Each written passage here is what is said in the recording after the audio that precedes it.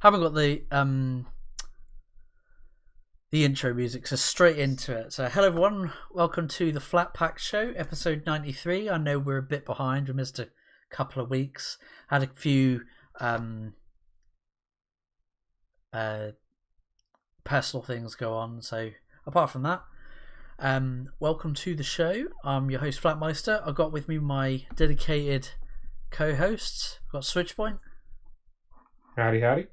And we've got Nerd Waffle as well. I am here. I'm here. I'm queer. Get used to it. No, not quite that. But yeah. So how are you guys doing anyway? I mean, I'm alright. Busy. Tired. Yeah, you sound tired, guys. Bless you.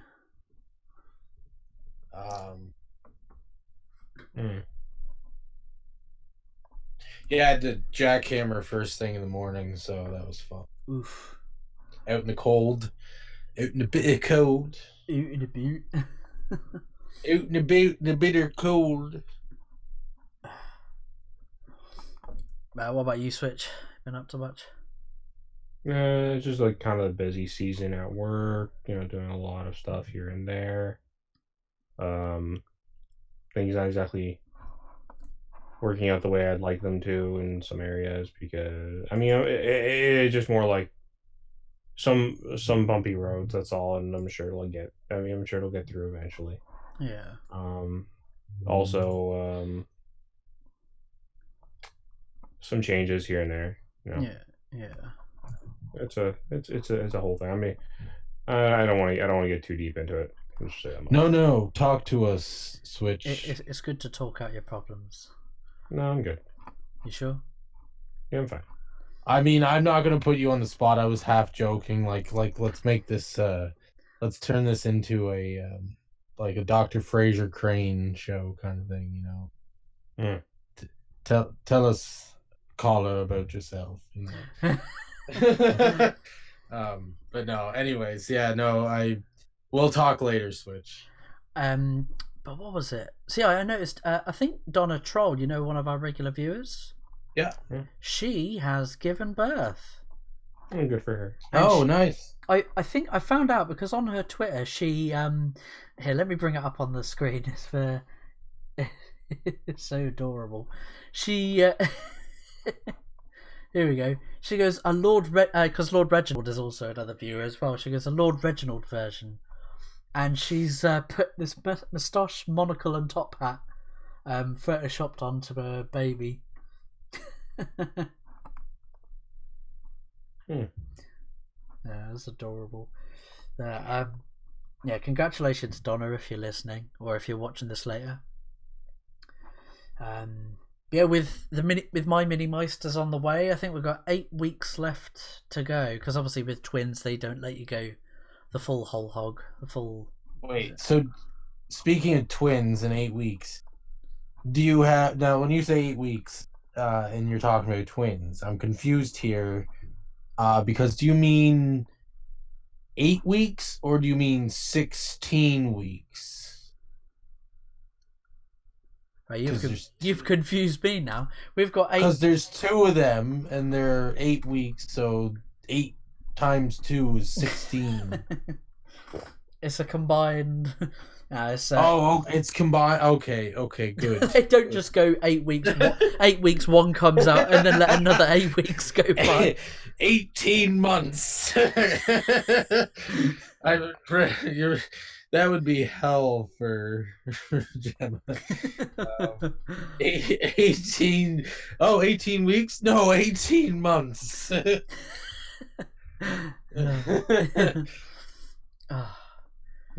But yeah, so 8 weeks to go, and I'm really looking forward to it.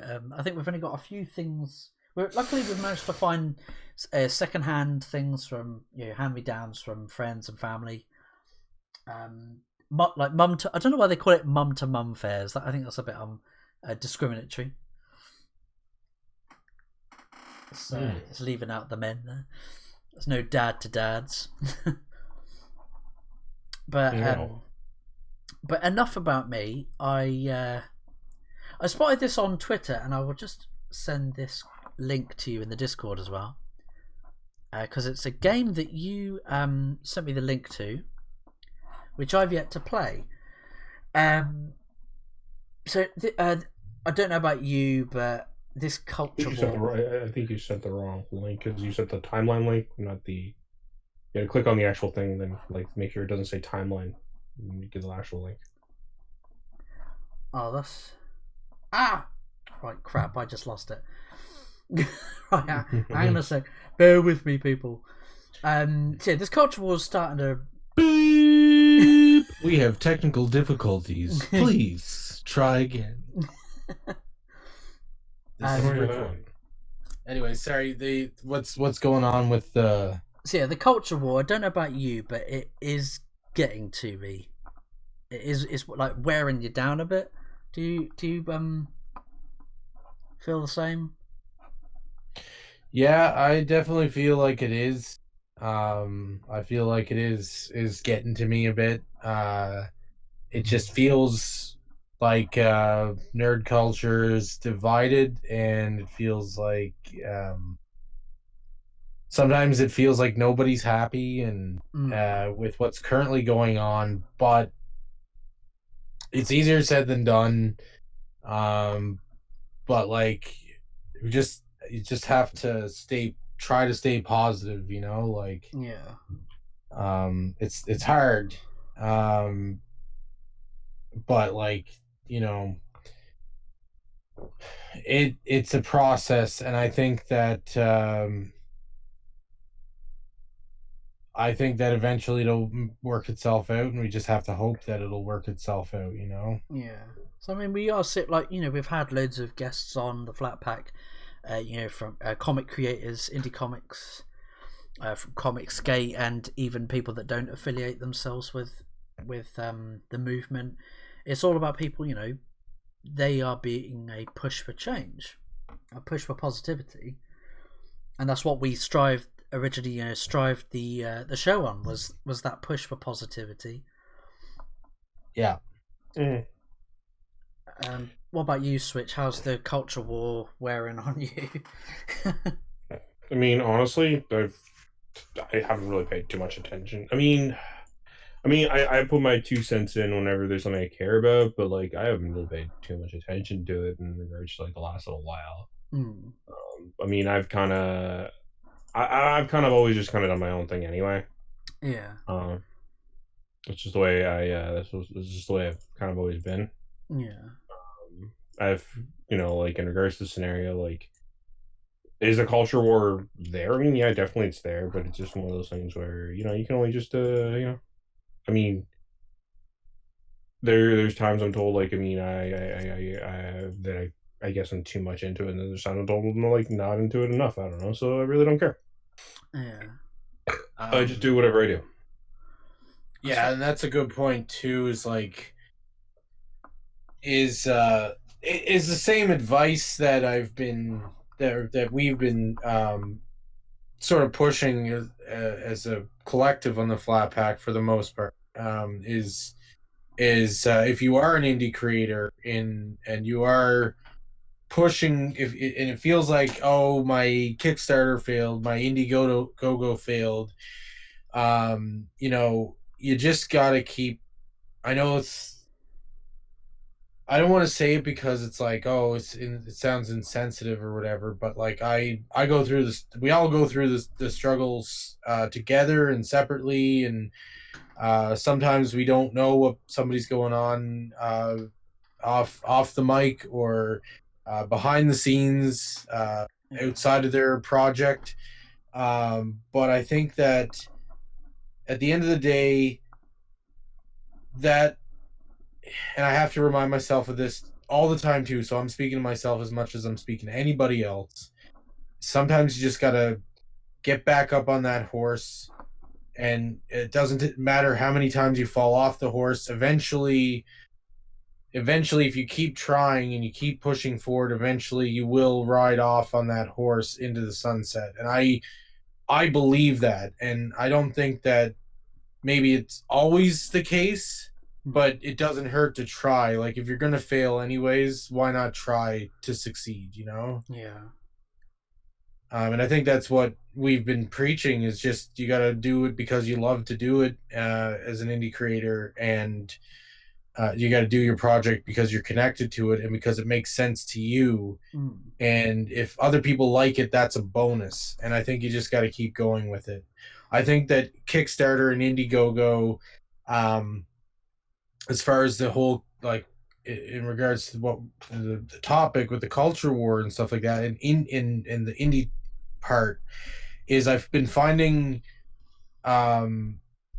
I've been finding that some people who are maybe not into that are independent creators but have worked in the actual industry, and I'm not saying that they're bad people or anything like that, but you see some of, when you look at, I'll phrase this differently. When you look at Kickstarter and Indiegogo and stuff like that, they have a limit, and it's like, oh, okay, well, how much money do you need to fund your project? And it's like, okay, $10,000, uh and then you put it out there, and then it doesn't reach that goal.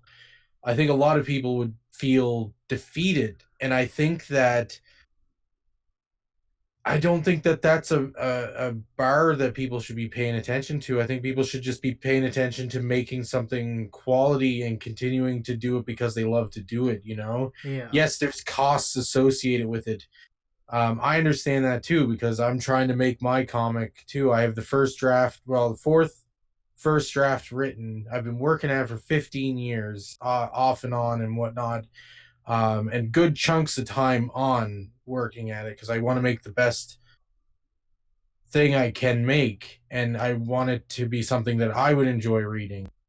And um and you know, you look at, it's like I can do the art, but I'm kind of rusty at art, and my wrist has been giving me trouble, and I have a bunch of other things that are blockades and stuff. And so I thought before, you know, maybe I'll hire an artist, and then it's like, well, I think that they deserve the amount that they're charging. It's just that I don't have that kind of money to hire an artist, you know? Yeah. So it gets all really discouraging at the end of the day. And I think a lot of people go through maybe not that same thing, but very similar things, or vice versa. Maybe they're looking for a writer, and writers are hard to find, or whatever.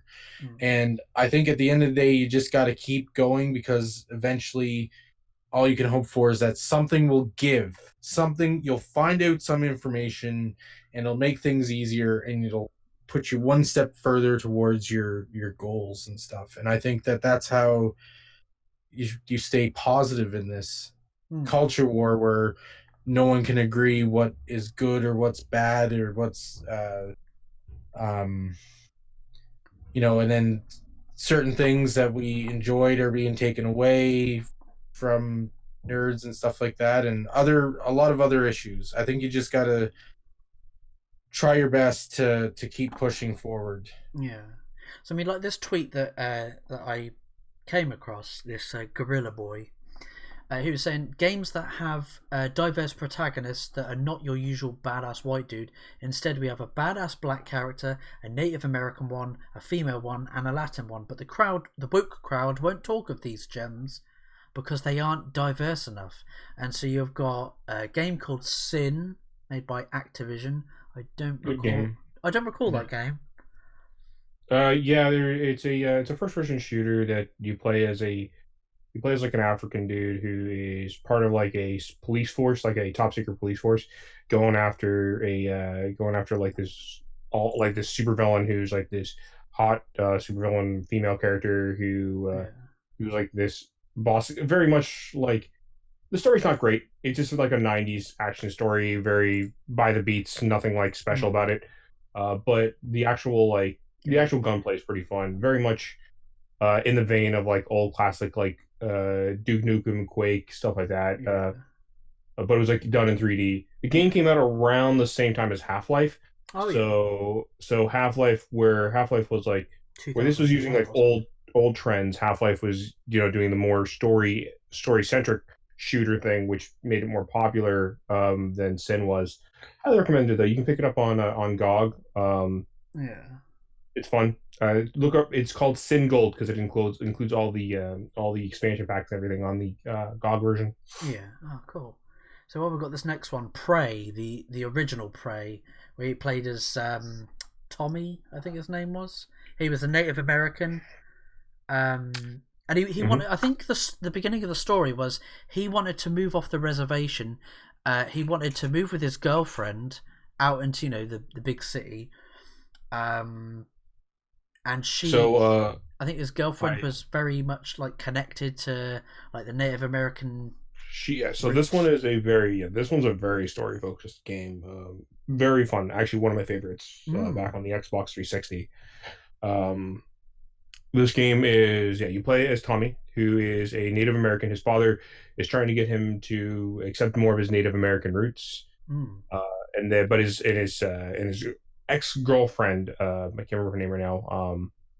She is very much into the Native American roots, and she wants him to accept that, because basically his father, if I remember correctly, was the leader of the tribe and wanted him to take over for him. Yeah, that's it.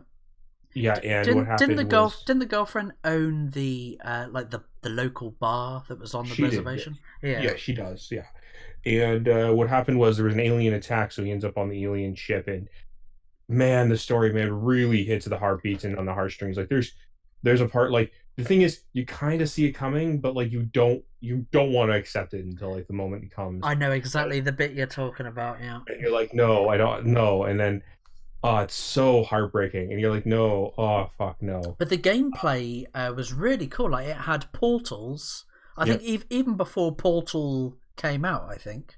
Yeah, it was before Portal came out. It also really played with the, like, what's really cool with this game. It wasn't afraid to play with the it had both sci-fi and mysticism, and it wasn't afraid to like really balance it out with the two of them, which was really fun because like you had like the astral projection stuff. Yeah, that was really cool. That the sort of spirit walking or whatever it was called. Yeah, astral projection. You had a bow and arrow, didn't you? So it was good with like combat, but it also puzzles as well. So you had to like hard to reach levers to open up pathways and doors. You had to do the spirit walk. And now that Bethesda owns the franchise, Bethesda decided to reboot it. Call it something. Make it something else entirely that's not even related to the original Prey. Just use the name. I don't know if that new game's any good. I haven't played it yet. I own it. I really should go through it sometime. So Arcane Studios, I think, made it. Yeah. And I'm just a little. I'm still a little like hurt because I was still like, okay. The people who are big fans of the series are waiting for that sequel because Prey, at the end of Prey, we get a hint of like. Of what might be, and then we got a hint of what the sequel was because the original team had had a sequel trailer. You can still find it; it's on YouTube. Oh, it was E3, wasn't it? 2012 or something, wasn't it? Yeah, and you were going to follow a different character, but the idea was that you were going to meet Tommy at some point in the story to find out what happened to Tommy afterwards. Yeah. Oh, that's it. Because I remember the teaser trailer for Prey 2. Because in Prey 1, the alien ship abducts a airplane out of the air as well, and you come across that plane. Well, in the teaser trailer for Prey 2, you are as a passenger aboard that plane. It crashes or it gets sucked up into the ship. Yeah, and then it does a time jump, and you're now like this sort of human bounty hunter, but on like this futuristic alien planet.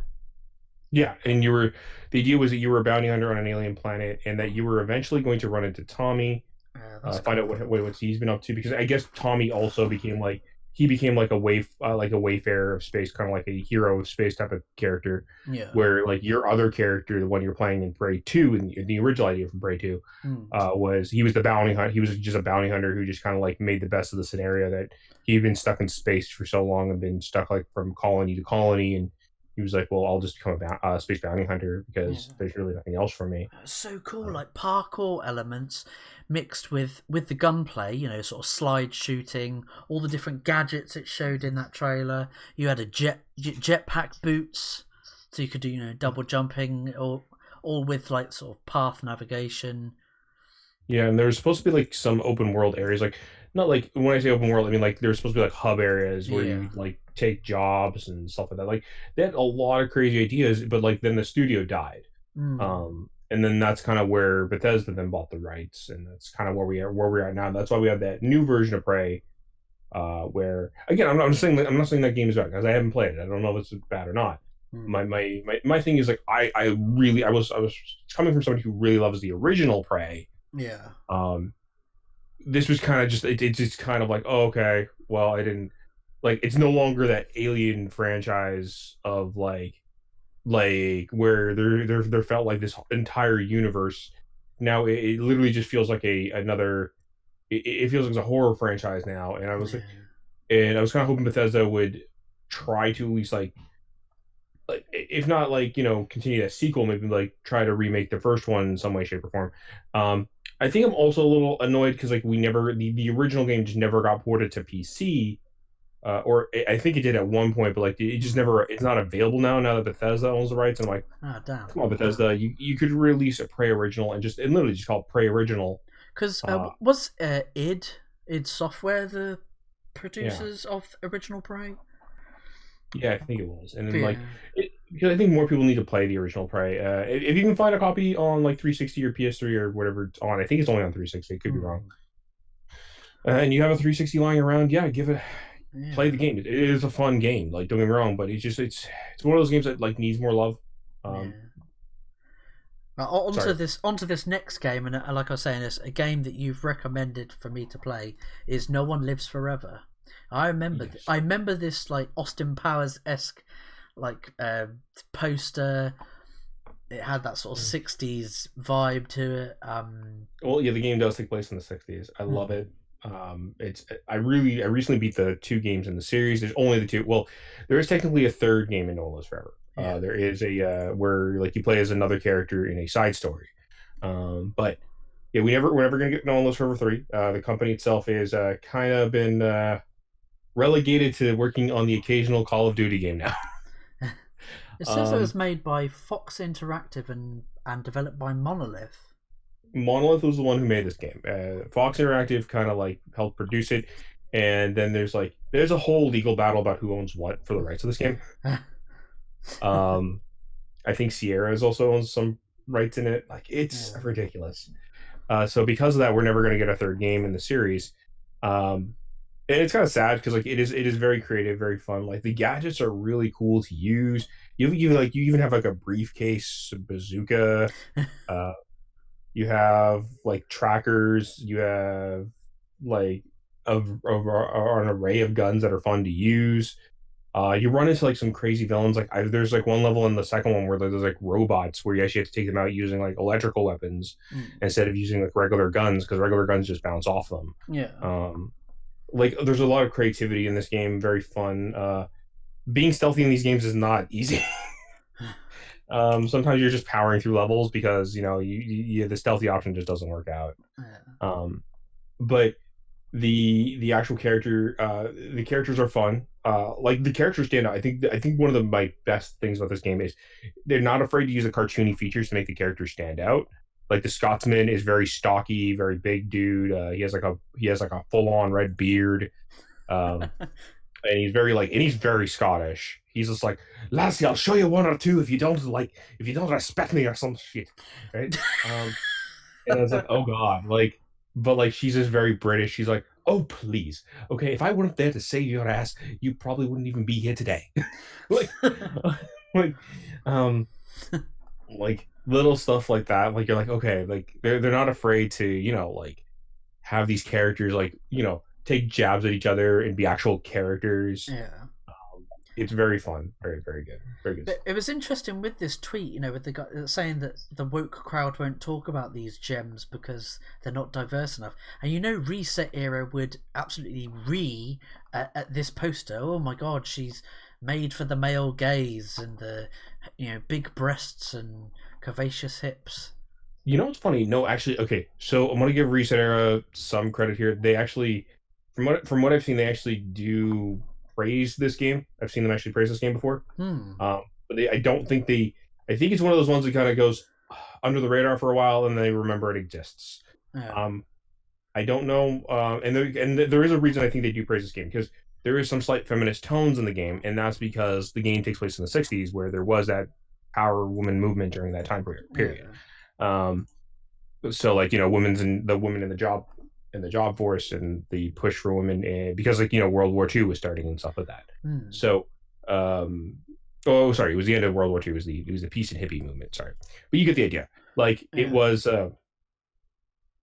during that period. So the game takes place during that time period where and there's a lot of like she needs to prove herself because she's a woman in the workforce type of thing, part of the storyline. Again, this is the stuff that takes away from me because like it's one of those things where it makes sense because of the time period it takes place in. You know what I mean? Yeah. Go ahead, sorry. See, that's the problem with a lot of like SJW writers or creators. They don't understand that nuance or like with political or social issues. They just bash it over your head with a nail.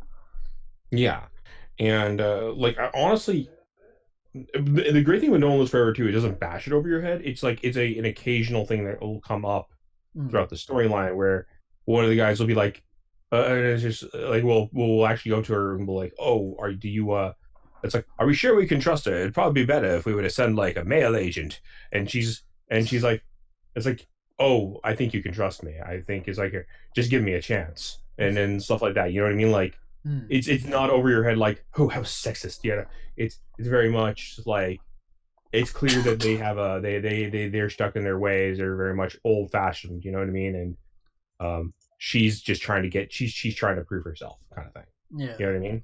And I like that. Yeah. It also helps that she actually has a character.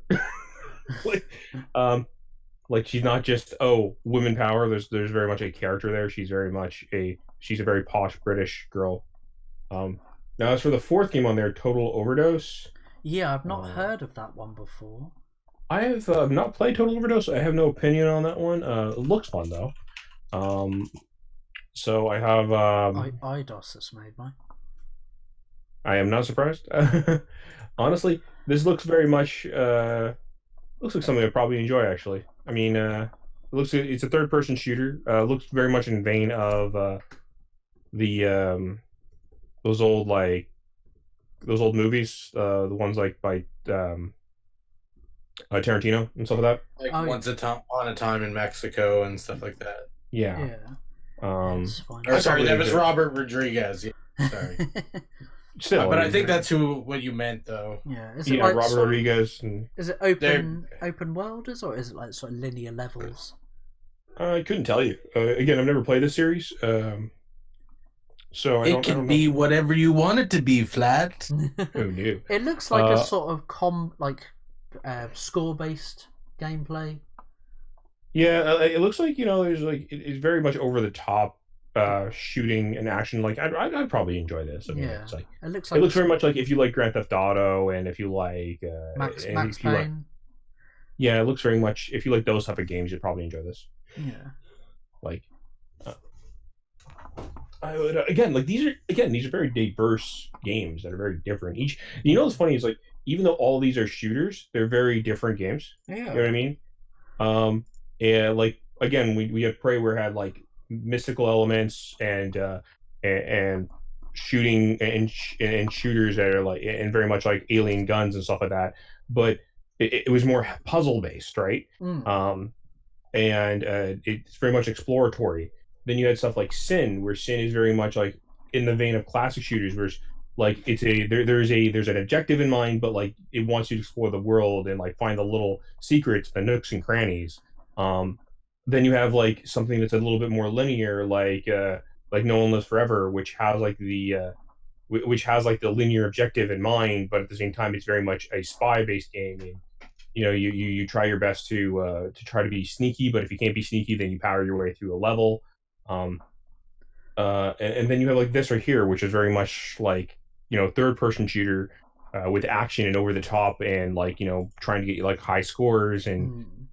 Very much in the vein of like, very very much in the vein of like a movie action set. You know what I mean? Like all these games are very different. You know what I mean? And not to mention like so it's not only diverse in their casting, but it's also diverse in their gameplay styles. Yeah. I almost forgot with the 2006 Prey game. Do you remember the vagina walls as well? Yes. I've got an image of it pulled from YouTube for graphic content. I don't know. Oh my. But yeah, might have to censor that. some of these, like there were a certain denizen enemy called harvesters, and they had like four sort of mechanical spider legs, but they would come crawling out of these walls.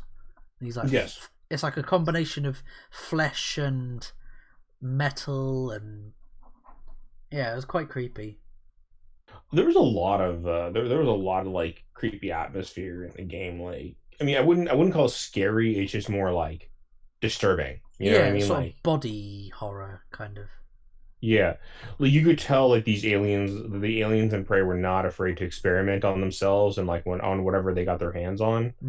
And I think that's kind of like your biggest kind of concern with them as a species, like that they clearly are there to force their own like makeup and what they do on whatever they touch. Yeah. Like, and I think that's kind of like why you're so opposed to them. Like even when you get to the final boss, in that game, and you face up against that person. I don't want to give spoilers. Like there's that kind of ultimatum of like what they actually are that like hits you in the face, and you're like, oh shit. Like it's very disturbing because it's like you realize what the alien race is, that the one that's taking over Earth, and what their goal is, and like what they want for you as well. Like there's a very much why okay it's very much like it's very scary shit. Again, maybe scary is not the right word, but you know what I mean. It's very much like okay, these people like are disturbing. Yeah, disturbing.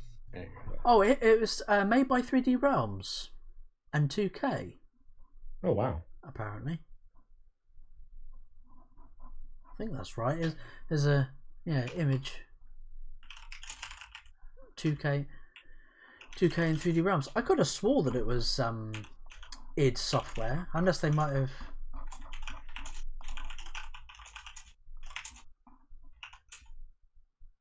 Yeah, publisher 2K Games. But yeah, I highly recommend people to play that. The developed by Human Head Studios. Yeah, I mean, I think there is there was a PC version of the game. It's just not available anymore. So you might be able to find it on an abandonware site and like download it. Yeah. But a lot of these games, they are diverse, but they're not being diverse for the sake of it. I actually really enjoyed playing as Tommy, and actually having his native ancestry and his culture being a major part of the gameplay as well. That when your body died, you had a chance to revive back. You were like taken to this dimension, and you had to shoot down as many of these, like were these like flying orbs? I feel like I remember the red and blue, and you had to shoot the red to try and regenerate as much as your health before you start getting sucked into the center of the arena. You get sucked into this hole, and then you come back to life again where you start. Yeah, it had a very creative like life and death system that it would do. Yeah. I like. But yeah, like it's definitely very much different, like very different. You know what I mean? I liked it. I mean, there's been movies too before that like I thought were not like super woke or anything, but still had some like, well, what was it? It was Charlie's Angels, and then the whole comment with the Elizabeth Banks, which I'm very surprised about, but whatever it is, anyways. And she was like, "Oh, guys just don't like it because it stars women," and then it showed a picture of like aliens like Sigourney Weaver and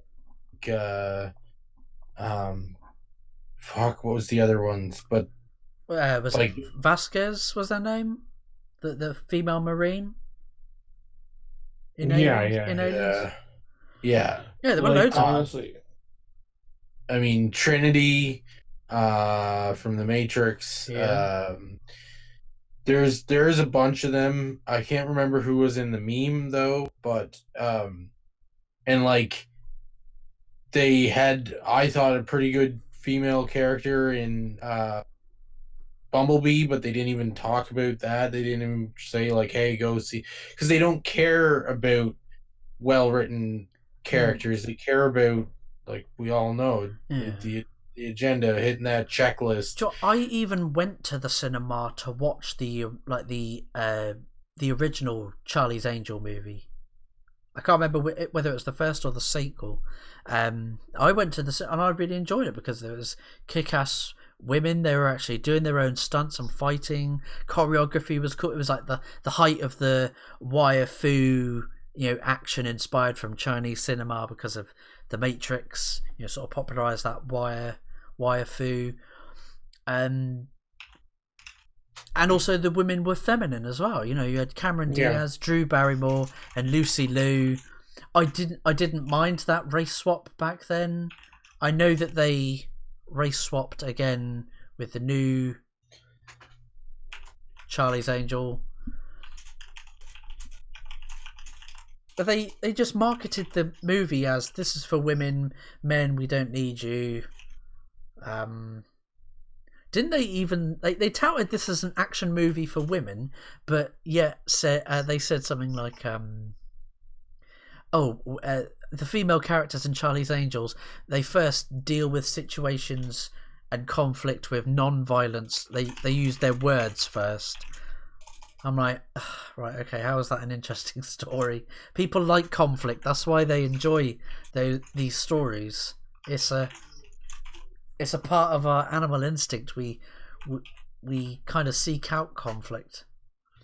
I mean, it's part of the human condition. I mean, we all struggle with conflict in our own lives, and even though we see something that's fantasy or something that's even though we see something that's fantasy and maybe like a way to escape real reality, we still want something that grounds the thing to our world and stuff like that. And the way we do it is through conflict and like certain human conditions. Like everybody has flaws and stuff like that. Everybody has hurdles and stuff like that they have to jump over, and that's how characters develop.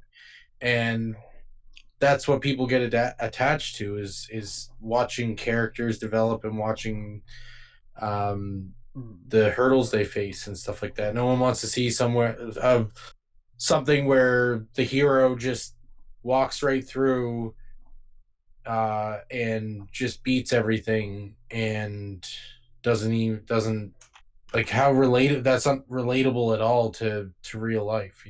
Yeah. like, here's the thing. Like, it's the thing is, like, I don't think people have any issues with like messages in movies or like stuff like that. I think people, or even TV shows, whatever you want to call them. I think people have an issue with I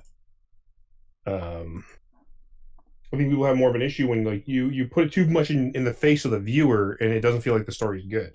You know what I mean? Like the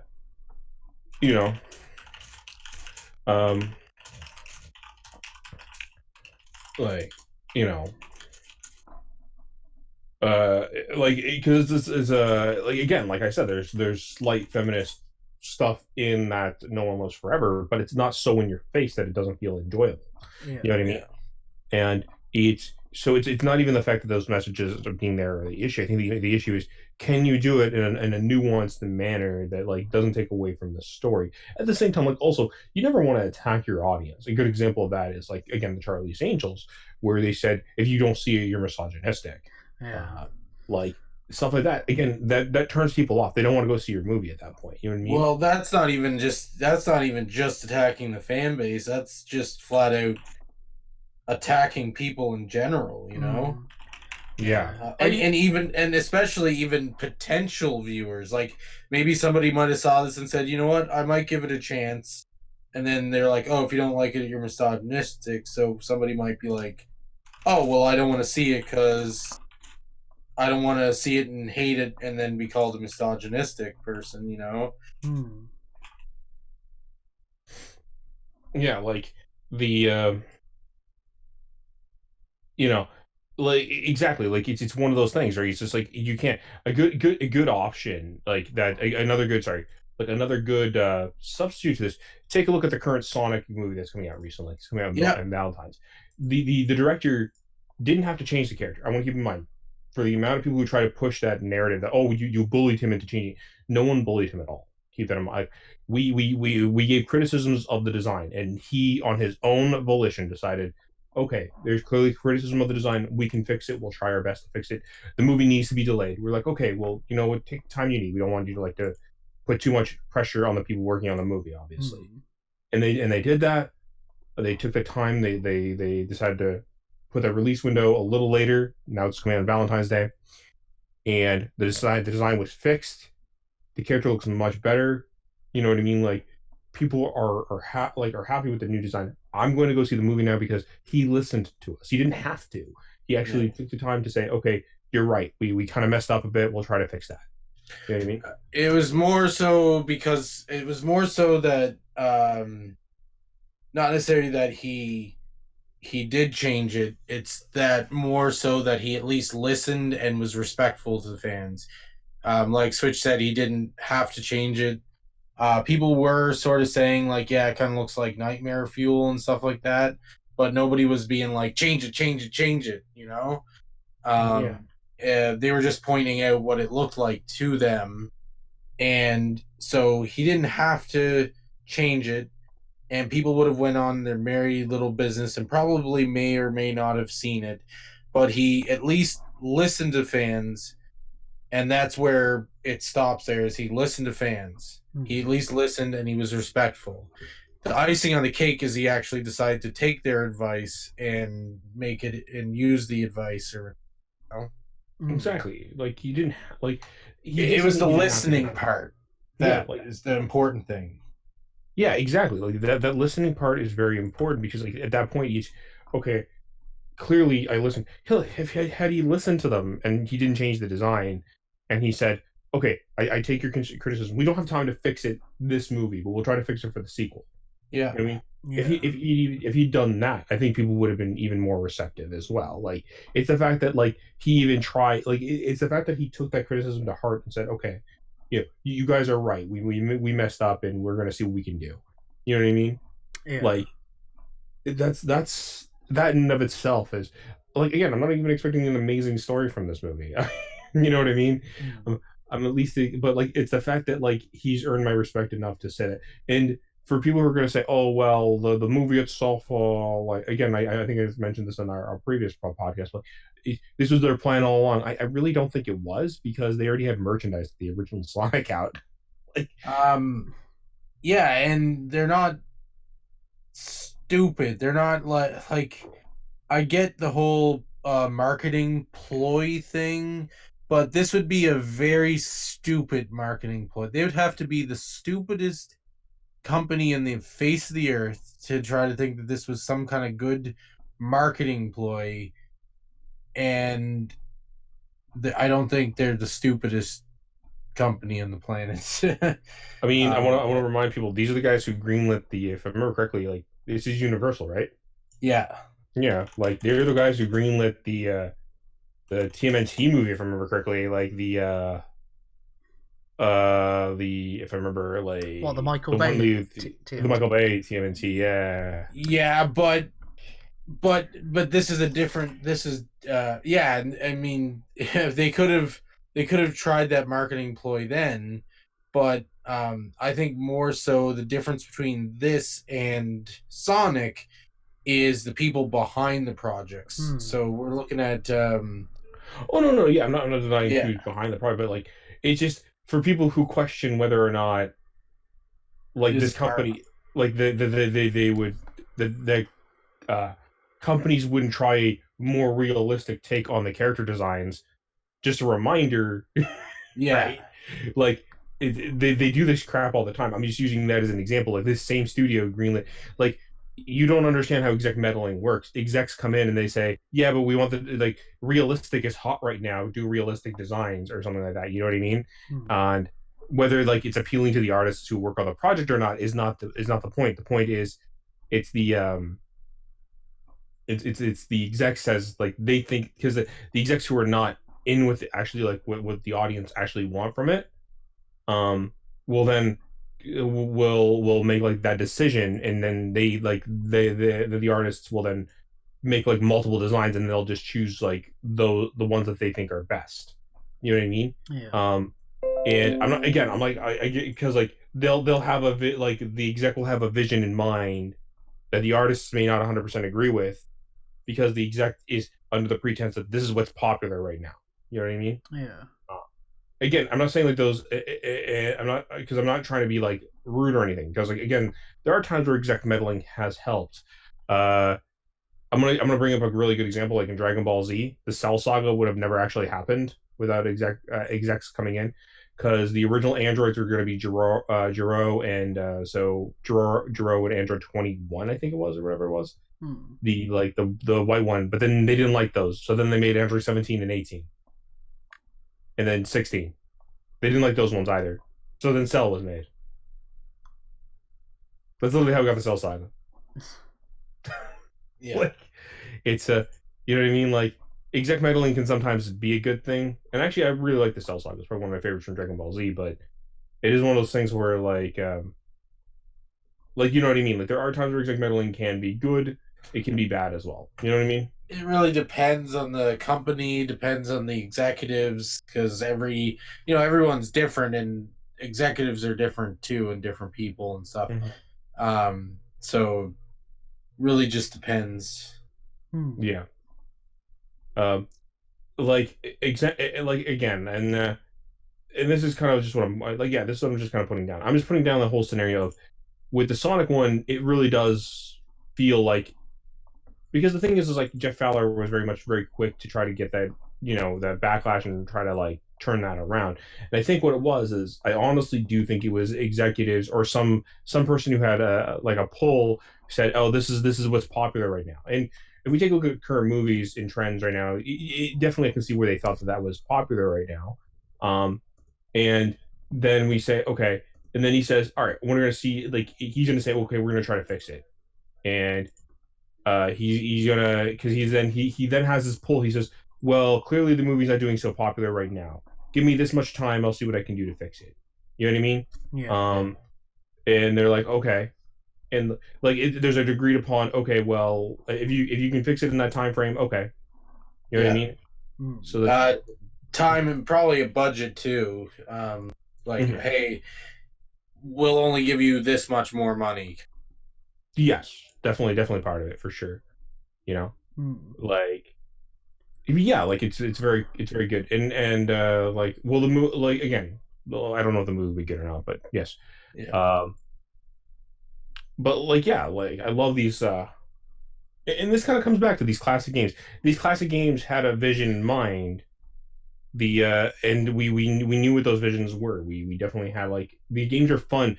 The great thing about these games is they were meant to be fun first, and like and their stories were very secondary to them being fun games. You know what I mean? Like they were enjoyable. Again, I'm not saying like new games don't do that. There's definitely a lot of new games that definitely do that too, but it is very obvious that there are a lot of games that are just cinematic experiences these days, more so than they are games. And I think that's starting, like, especially in the AAA industry. I think that's starting to stand out a bit more. And people are just really kind of. Well, I think that's why there's like a lot of a classic renaissance of games coming back in the indie scene. Because I think there's a lot of those people who are in the indie scene who played all these older games that were games first and story second, and want those to come back again, which is why we have stuff like Ion Fury, Wrath Aeon, Shovel Knight, Cuphead, Hat in Time. You know what I mean? Like, people who want games first more so than story. And not that the story isn't important, but like they just want to make sure it's a fun game before worrying too much about making sure that it's a story, rather than like stuff like the new Tomb Raider or the new or like on the new Uncharted games or the new Last of Us, or you know what I mean, like where those ones are very much story driven games. And again, I'm not saying those games are bad, but like those games are very much made with a different mindset. You know what I mean? Yeah. Like if you like those games, that's fine, but like they are very much made with the mindset of being story first rather than game first. You know what I mean? Like it very much feels very handholdy in comparison to a game that's much more open, and lets you lets you experiment a lot more. You know what I mean? Yeah.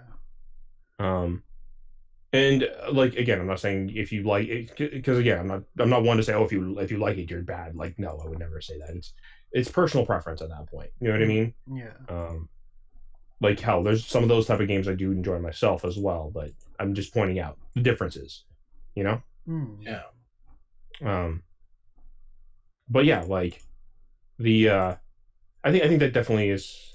Yeah, I think that kind of gets to the core of that, right? Like it's and this just kind of comes back, right? Like we're seeing very much the same thing coming back here, uh where the entertainment is now very much about like the message or what's popular versus, well, can I write a good movie or can I write a good TV show or something of that nature? Sometimes it's about the message first, right? Yeah. I think that's what a lot of people are. I think that's what a lot of people are getting tired of. Like, Hell of a Boss just came out. It was #1 trending on YouTube for a day or two, and I highly recommend going to watch it if you haven't had a chance. It's very fun, very very different. You get to hear the voice actor Invader Zim say "fuck" many times. Then it's very funny. It's very funny, very fast paced. But you know what makes that enjoyable for me is it feels like it's a creator doing what they want to do. Very much like trying trying to stand out on their own way rather than doing exact things. Again, like is it perfect? No, it's not perfect. There are some problems with it, but you know what? It's enjoyable though. Like it definitely feels like it comes from a place of passion.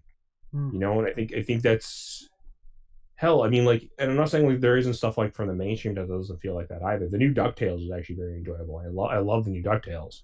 Yeah. I love The Mandalorian. It feels a lot like Star Wars has, but like I haven't felt this way about Star Wars in a very long time, and I feel like it's Jon Favreau doing something that he really enjoys doing, which is Star Wars. And he said he liked Star Wars before he even had anything to do with Star Wars.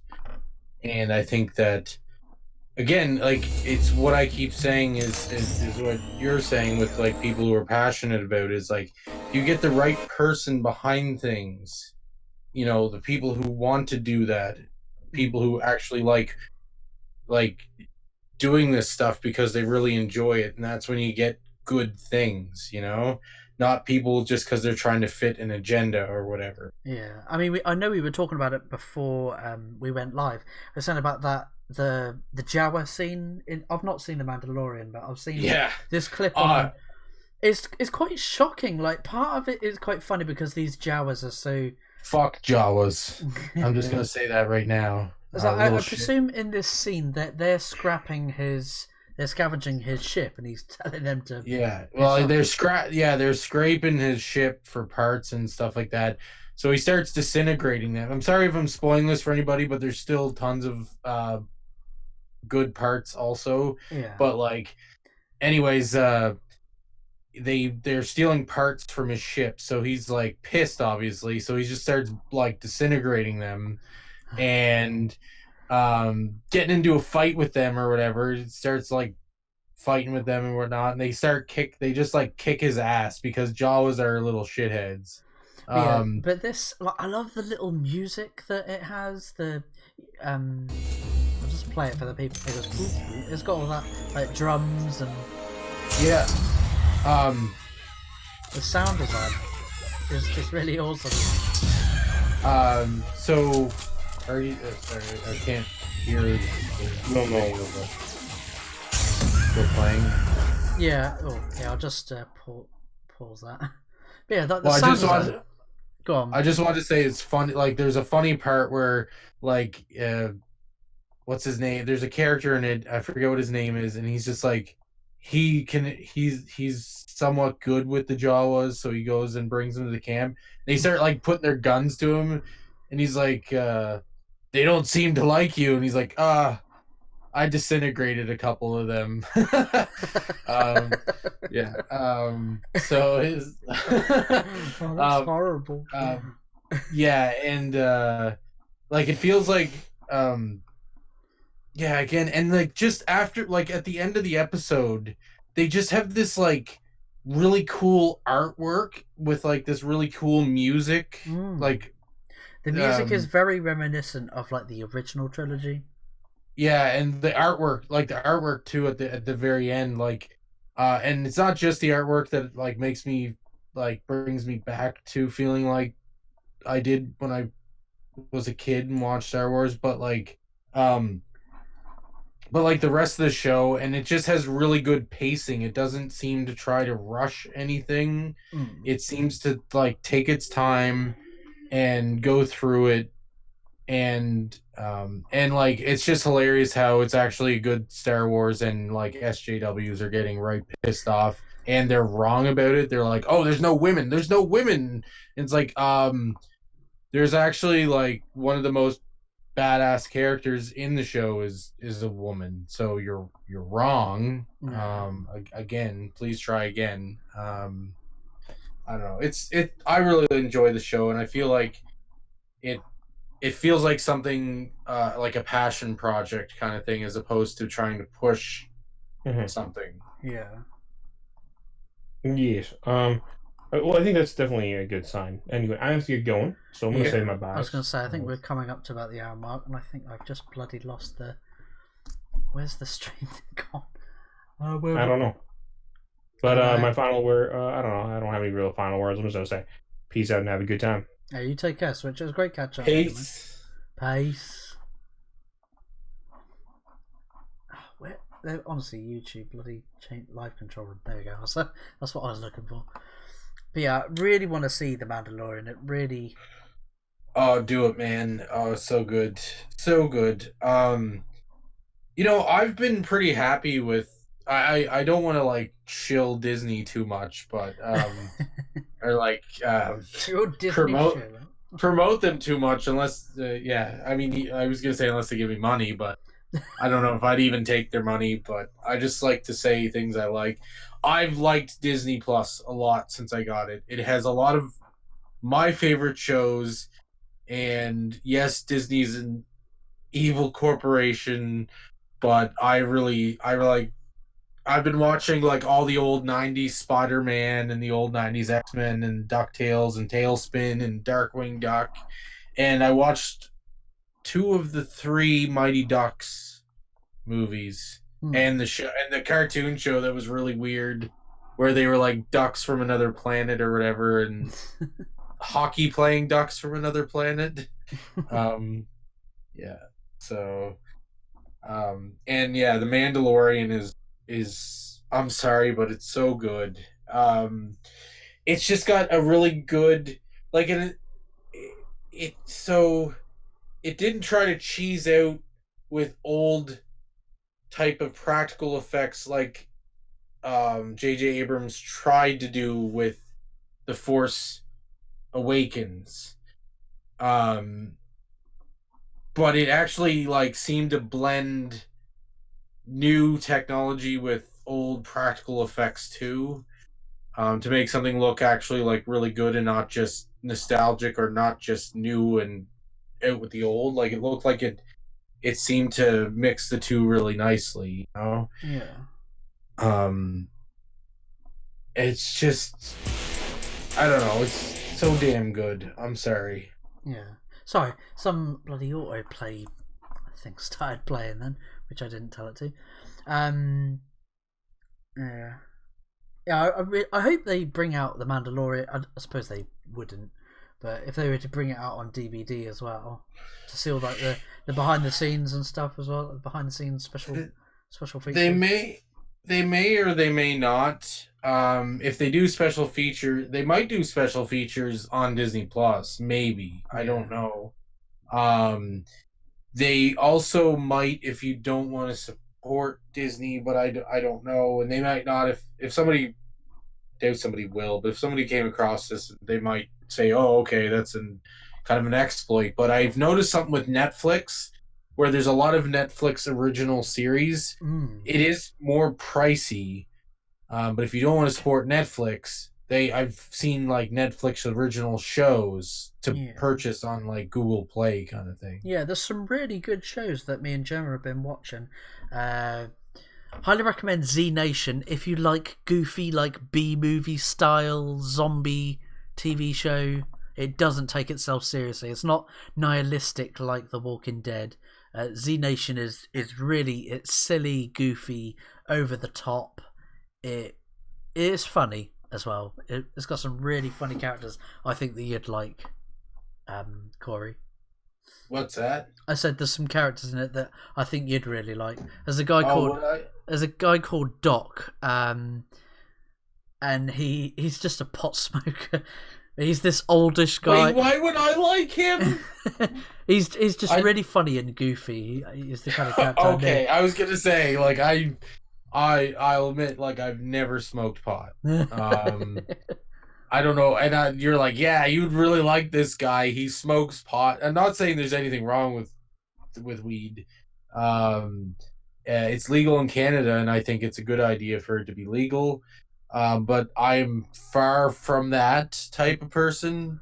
I mean, sometimes people think I'm that type of person, but I just find it hilarious that you're just like, yeah, he's like this pot smoking hippie, and I think you'd really like him because he's a lot like you. You didn't actually say that, but that's how I felt. Like, it felt like you were saying something like that. No, I didn't mean it like that. He's just a really funny, goofy character that I think you'd like. Are you calling me a funny, goofy character? Yeah, I wasn't calling pot smoker. I was calling you a goofy weirdo. But yeah, so I highly recommend Z Nation, and I think there's another couple. Van Helsing, which is based off of a graphic novel. Zombie Nation. But, I need like the song to play in the background. But so yeah, thanks to everyone that's tuned in live, or whether you're watching this later on. Again, I really apologise for missing the last few weeks of the Flatt Pack show. Yeah, I had a lot a lot of hospital visits with Gemma, my wife. Yeah, other sort of appointments and stuff that we've had. But yeah, we were supposed to have Dean on this Tuesday, but he had to bow out, unfortunately. But yeah, hopefully we'll have some more episodes coming for you. Remember, it's every Wednesdays, 11 PM GMT, about 6 PM Eastern. So yeah, stay tuned. So it's been me, Flatmeister. It's been Switchpoint, and it's been Nerdwaffle. Yeah, just keep creating things and just keep plugging away and just keep doing it and keep trying. You know, that's all you can do is try your best. Yeah, keep pushing for positivity. Remember to hug the person next to you and keep it toasty. And we'll catch you in the next episode. Take it easy, everyone. Bye. Bye. No outro music for you this time. Bye. Has that ended? Oh, there we go.